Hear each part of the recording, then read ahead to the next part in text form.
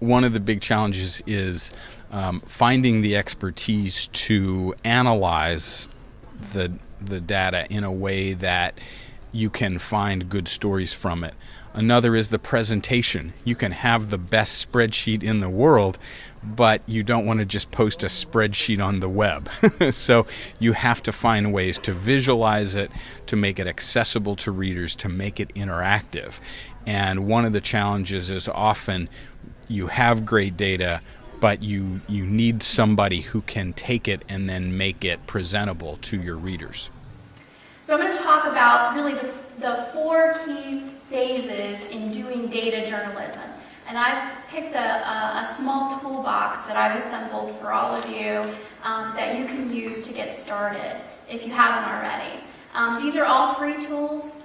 They all have video, easy video videos that you can watch that teach you how to use them. They're simple, you can learn them in a few hours, and I can use all of these, which means you can use all of these. The first one I'm going to talk about is actually datacatalogs.org. It's one of a number of different sites that are comprehensive catalogs of government data. So what a group of open data experts have done is they've gone out, they've found different data sets that exist, and they have both cataloged them and mapped them. So you can go and look from wherever you are in the world what data sets are available. And if you have data sets, you can actually contribute them to this catalog or to other catalogs. So you can find out what is already available. The other site I'm going to talk about, or other tool I'll talk about, is called Tabula. And Bill mentioned this.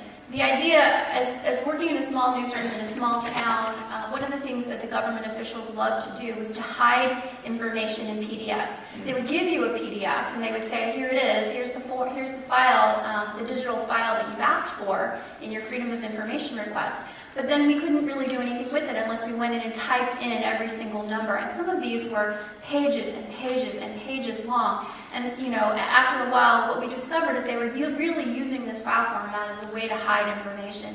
Tabula is a tool that you can use. Literally, it scans and uses online recognition software to pull out all of the information in that PDF form, and within seconds, like 5 seconds, you can create a table that you can use then. And it's a terrific free tool. It was created by an Argentinian working with Night Mozilla Open News and with ProPublica and La Nación Data. Once you have the data, though, it's what do you do with it? That's really the next question. You have to figure out how to clean it. And cleaning data really involves, a couple of key steps, making sure that the data is all in the same format, that the columns align correctly. There are tools that you can use. There's actually plenty. These are two free tools. One's called Data Wrangler and one's called Open Refine. It actually used to be called Google Refine, but it has moved to be supported by a group of nonprofit coders, and they've renamed it Open Refine. The next step in doing data journalism is really organizing and analyzing your data.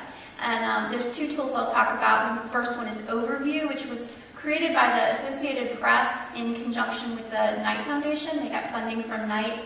And basically, it's a great tool that allows you to search through massive volumes of text and to try to find trends and themes. It allows you could take the WikiLeaks, for instance, data. There were hundreds of thousands of pages.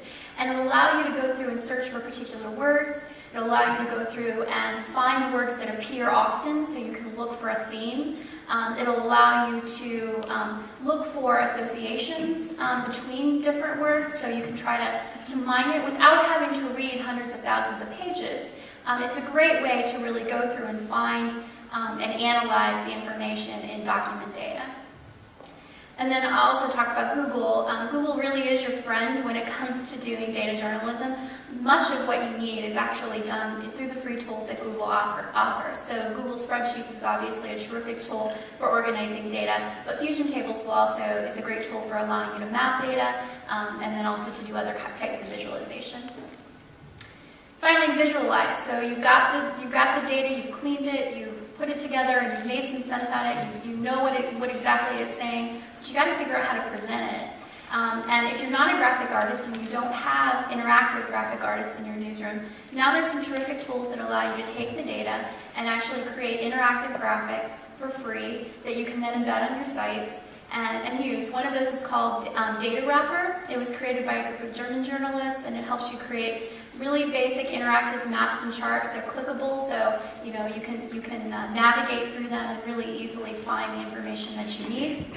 Another one's called Infogram. It also has about 30 different formats of graphics that you can present on your sites. Again, free, although they do have a paid upgrade. All of these tools have a free version. This one actually has a paid upgrade, so there's certain visualizations where you would have to pay for them. But again, it's very easy to use. In every one of these cases, I learned to use these tools within about 2 hours. And again, I'm not a developer. You don't have to have somebody who's a developer or a statistician or a data analyst to do these things in your newsrooms. You can be a small newsroom, you can have a handful of people, and you can still do really important data journalism and storytelling. And what do you say to people who say, I'm not a numbers person, I'm a words person? I say that I am too. I am a words person and grew up as a reporter, as a journalist. But really it's not even about numbers anymore. It's about being able to use the simple technologies that are out there that allow you to analyze data. Data isn't really even always about numbers. Oftentimes it's about finding patterns, it's about being able to analyze information, and it's about being able to tell a story. And if you get past that fear of math, that fear of a spreadsheet, then usually you can tell wonderful stories.